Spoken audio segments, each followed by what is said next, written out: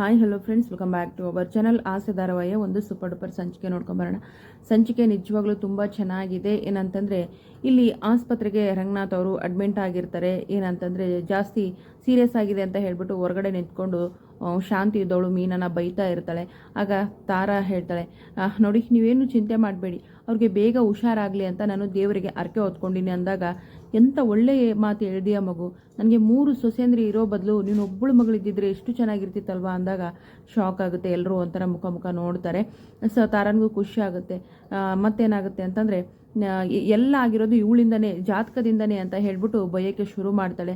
ಅಲ್ಲಿ ಇನ್ನೂ ಏನು ಮಾಡಬೇಕು ಅಂತ ಅಂದಿದೆಯೇ, ನನ್ನ ಗಂಡನ ಪ್ರಾಣ ತೆಗಿಬೇಕಂದಿದೆಯಾ, ಹೋಗು ಇಲ್ಲಿಂದ ಅಂತ ಹೇಳಿ ಆಸ್ಪತ್ರೆಯಲ್ಲಿ ಬೈಯೋಕ್ಕೆ ಶುರು ಮಾಡ್ತಾರೆ. ಮೀನಾ ಹೋಗೋಕ್ಕೆ ಮುಂದಾಗ್ತಾಳೆ. ಮೀನಾ ಬೇಡ ಅಂತ ಹೇಳ್ತಾಳೆ. ನೋಡಿ, ನನಗೆ ಮಾವನ ಪ್ರಾಣಕ್ಕಿಂತ ಬೇರೆ ಯಾವುದು ಹೆಚ್ಚಲ್ಲ, ನನಗೆ ಮಾವನೇ ಮುಖ್ಯ, ಆದರೆ ಗಂಡ ಬೇಡವಾ ನಿನಗೆ, ಗಂಡ ಮುಖ್ಯ ಅಲ್ವಾ ಅಂತ ಕೇಳಿದಾಗ, ಅಯ್ಯೋ ಸ್ವಲ್ಪ ಸುಮ್ಮನೆ ಇರಿ, ಏನಿದು ಆಸ್ಪತ್ರೆ ಇದು, ಅಮ್ಮ ನಿನಗೂ ಗೊತ್ತಾಗಲ್ವಾ, ಸೂರ್ಯ ಅಪ್ಪ ನಿಂತ ಸ್ಥಿತಿಯಲ್ಲಿ ಒಂದು ಈ ಕಣ್ಣನ ಅಂತ ಕೇಳಿದಾಗ ಏನು ಅಂತ ಹೇಳಬೇಕು ಅಂತ ಹೇಳ್ಬಿಟ್ಟು ರವಿ ಬೈತಾರೆ. ಆಗ ಶಾಂತಿ ಹೇಳ್ತಾಳೆ, ನಿನ್ಗೆ ತಂದೆ ಮುಖ್ಯ ಅಲ್ವೇನೋ, ಇವಳೇನ ಮುಖ್ಯ ಅಂತ ಕೇಳಿದಾಗ ರವಿ ಬೈತಾರೆ.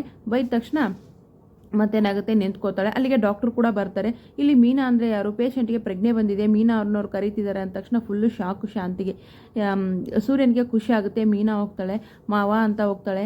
ಕಂದ ಇದೆಯಾ ಕಂದ, ಅಲ್ಲ ಮಾವ ಹೊರಗಡೆ ಅಷ್ಟೆಲ್ಲ ವೆಯ್ಟ್ ಮಾಡ್ತಾ ಇದ್ದಾರೆ, ನೀವು ನನ್ನನ್ನೇ ಯಾಕೆ ಕರೆದ್ರಿ ಅಂದಾಗ, ನೋಡು ಕಂದ, ನಿಮ್ಮ ಅತ್ತೆ ಮಾತಿಗೆ ನೀನು ಎಲ್ಲಿ ಹೋಗ್ಬಿಡ್ತೀಯೋ ಅನ್ನೋ ಭಯ ಇತ್ತು, ಈಗ ನಿನ್ನ ನೋಡಿದ್ನಲ್ಲ ಅಷ್ಟೇ ಸಾಕು ನನಗೆ, ಈಗ ಹೊರಗೆ ನಿಂತವ್ರನ್ನೆಲ್ಲ ಒಳಗಡೆ ಕಳಿಸು ಅಂತ ಹೇಳ್ತಾರೆ. ಎಲ್ಲರೂ ಬರ್ತಾರೆ. ಬಂದು ಸೂರ್ಯ ದೂರ ನಿಂತ್ಕೊಂಡಿರ್ತಾನೆ, ಕಣ್ಣೀರು ಹಾಕ್ತಾ ಇರ್ತಾನೆ. ಮತ್ತೆ ಅಪ್ಪನ ಅಪ್ಕೊಂಡು ಅಳ್ತಾನೆ. ಸೊ ಎಲ್ಲರೂ ನನಗೇನು ಆಗಿಲ್ಲ ಅಂಥದ್ದೇನೂ ಆಗಿಲ್ಲ ಅಂದಾಗ ಡಾಕ್ಟ್ರು ಕೂಡ, ಸೊಸೆ ಅಂದರೆ ಅಷ್ಟು ಇಷ್ಟನಾ ನಿಮಗೆ ಅಂದಾಗ, ಹೌದು ಡಾಕ್ಟ್ರೇ, ಎಲ್ಲಿ ಅನಾಥ ಆಗ್ಬಿಡ್ತಾಳೋ ಅನ್ನೋ ಭಯ ನನಗೆ ಅಂತ ಹೇಳ್ತಾರೆ. ಸೊ ಎಲ್ಲರೂ ಬಂದು ಮಾತಾಡಿಸ್ತಾರೆ. ಸ್ವಲ್ಪ ಎಲ್ಲರೂ ಹೊರಗೆ ಹೋಗಿ ಅಂತ ಹೇಳ್ತಾರೆ. ಹೊರಗೆ ಹೋಗ್ತಾರೆ. ಹೊರಗೆ ಹೋದ ತಕ್ಷಣ ಶಾಂತಿ ಕೂತ್ಕೋತಾಳೆ.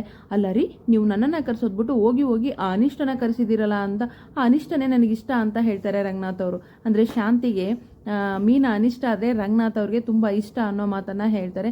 ಕೋಪ ಬರುತ್ತೆ, ಅಳ್ತಾ ಇರ್ತಾಳೆ. ಈಗೇನು ಇದಕ್ಕೆಲ್ಲ ಕಾರಣ ಅವಳೇ ಅಂತೆ ಮತ್ತೆ ಬೇಯಕ್ಕೆ ಶುರು ಮಾಡ್ತಾಳೆ.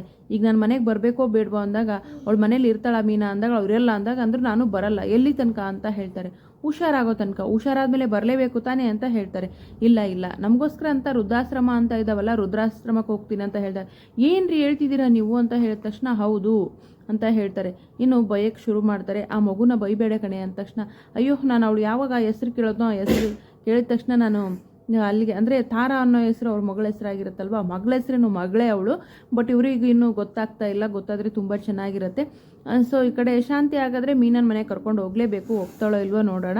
ಹೊರಗಡೆ ಏನಂತಂದರೆ ಮತ್ತೆ ಬಂದು ಅದೇ ರಾಗು ಅದೇ ಅಡು ಶಾಂತಿದು ನಮ್ಮ ಇವ್ರಿಗೆ ಯಾರಿಗಪ್ಪ ತಾರನ್ಗೆ ಏಟಾಗಿರುತ್ತೆ, ಕೈಗೆಲ್ಲ ಗಾಯ ಆಗಿರುತ್ತೆ. ಅದು ನೋಡ್ಬಿಟ್ಟು ಕೈ ಮುಗಿತಾರೆ. ಕೈ ಮುಗಿದ ಅಯ್ಯೋ ಸರ್, ಈಗ ನಿಮ್ಮ ತಂದೆ ಹುಷಾರಾದ್ರಲ್ವ, ತಂದೆ ಅಂದರೆ ಅಷ್ಟು ಇಷ್ಟನಾ ನಿಮಗೆ ಅಂತ ಕೇಳ್ತಾಳೆ ತಾರ. ಸರ್ ಅಂತ ಕರಿತಾ ಇರ್ತಾಳೆ ಸೂರ್ಯನ. ಹೌದು, ನಮ್ಮ ತಂದೆ ಅಂದರೆ ಇಷ್ಟ ಅಂತ ಹೇಳಿದ ತಕ್ಷಣ, ಅಯ್ಯೋ ಇದೇನು ಕೈಯಲ್ಲಿ ರಕ್ತ ಬರ್ತಾ ಇದೆ, ಇನ್ನೂ 1 ನಿಮಿಷ ಅಂತ ಹೇಳ್ಬಿಟ್ಟು ಫಾಸ್ಟ್ ಎಲ್ಲ ಮಾಡ್ತಾರೆ. ನೀವು ಡಾಕ್ಟ್ರಾ ಅಂದ ತಕ್ಷಣ, ಅಲ್ಲ ಡಾಕು ಅಂತ ಹೇಳಿದ್ರೆ, ಹಾಂ ಅಂತಾಳೆ. ಎದುರ್ಕೋಬೇಡ, ಡಾಕ್ಟ್ರು ಅಂದರೆ ರಕ್ತ ಬರೋರು ಒರೆಸೋರು ನಾವೇ ಅಂತ ಹೇಳ್ಬಿಟ್ಟು ಅವಳಿಗೆ ಚೆನ್ನಾಗಿ ಬ್ಯಾಂಡೇಜ್ ಎಲ್ಲ ಹಾಕ್ತಾರೆ.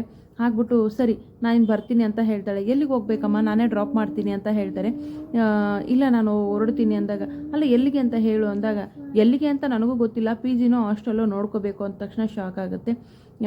ಇನ್ನೇನು ಹೊರಡ್ತಿರ್ಬೇಕಾದ್ರೆ ಮೀನಾ ಇದ್ದವಳು, 1 ನಿಮಿಷ ನಿಮ್ಮ ಫೋನು ಅಂತ ಹೇಳ್ಬಿಟ್ಟು ಅದೇನು ಮಾತಾಡ್ತಾರೋ ಒಟ್ಟಿನಲ್ಲಿ ಮಾತಾಡಿ ತಾರನ್ನು ಕೂಡ ಮನೆ ಕರ್ಕೊಂಡು ಬರ್ತಾರೆ. ಒಂದು ಹೆಣ್ಮಗು ಶಾಪ, ನೀವು ನನ್ನ ಸುಮ್ಮನೆ ಬಿಡಲ್ಲ ಕಣೆ ಅಂತ ಬೈತಾ ಇರ್ತಾರೆ ಮನೋಜ್ಗೆ. ಯಾವುದಾದ್ರೂ ರೂಪದಲ್ಲಿ ಬಂದು ಇವನು ಒಂದು ಏನಪ್ಪ ಅಂತಂದರೆ ಪಾಪಕ್ಕೆ ಪಶ್ಚಾತ್ತಾಪ ಪಡಬೇಕಾಗುತ್ತೆ ಅನ್ನೋಷ್ಟಾಗಲೇ ತಾರಾ ಕೂಡ ಬರ್ತಾಳೆ.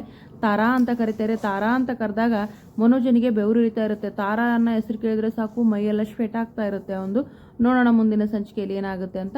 ವಿಡಿಯೋಗೆ ಒಂದು ಲೈಕ್ ಮಾಡಿ, ಚಾನಲ್ ಸಬ್ಸ್ಕ್ರೈಬ್ ಮಾಡಿಕೊಂಡು ಸಪೋರ್ಟ್ ಮಾಡಿ. Thank you so much. Bye.